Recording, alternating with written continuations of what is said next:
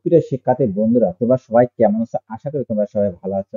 এই ভিডিওতে ষষ্ঠ শ্রেণী ইসলাম শিক্ষা বিষয়ে ৪১ পৃষ্ঠার যে অনুশীলন কাজটি আছে সেই অনুশীলন কাজটি নিয়ে আলোচনা করবো। যারা চ্যানেলটি সাবস্ক্রাইব করেন, চ্যানেলটি সাবস্ক্রাইব করে রাখো, তোমাদের অনেক উপকারে আসবে।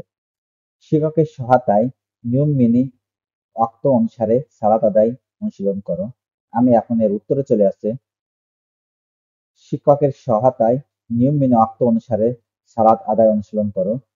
ইসলামে সালাত আদায় করার নিয়ম অনেকটা স্পষ্ট এবং বিশদ। এটি দিনে ৫ বার নিয়মিতভাবে প্রত্যেক মুসলিমদের করণীয় এবং সময় নির্ধারণের সম্পর্কিত অনুষ্ঠানের বিবরণে স্পষ্ট সূচনা করা হয়েছে। সালাত আদায়ের সময় প্রাথমিকভাবে অনুসরিত হতে হবে এবং সালাতের প্রতি সময়ের জন্য নির্দিষ্ট নিয়ম আছে। সালাতের সময় নিয়মের উল্লেখযোগ্য পর্যায়: ১. ফজর সালাত। ফজর সালাতের সময় সূর্যোদয়ের পূর্বে, সূর্য এর উদয় হওয়ার আগে। জোহর সালাত। জোহর সালাতের সময় সূর্যের উদয়ের পর এবং সূর্যাস্তের আগে। ৩. আসর সালাত। আসর সালাতের সময় জোহরের সালাতের পর এবং সূর্যাস্তের পূর্বে। ৪. মাগরিব সালাত। মাগরিব সালাতের সময় সূর্যাস্তের পরে। ৫. ইশা সালাত। ইশা সালাতের সময় নাইটের শুরুতে।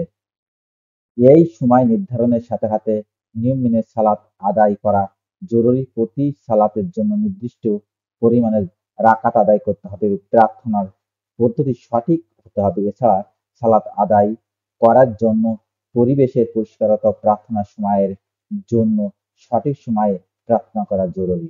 আশা করি তোমরা এটি বুঝতে পেরেছ।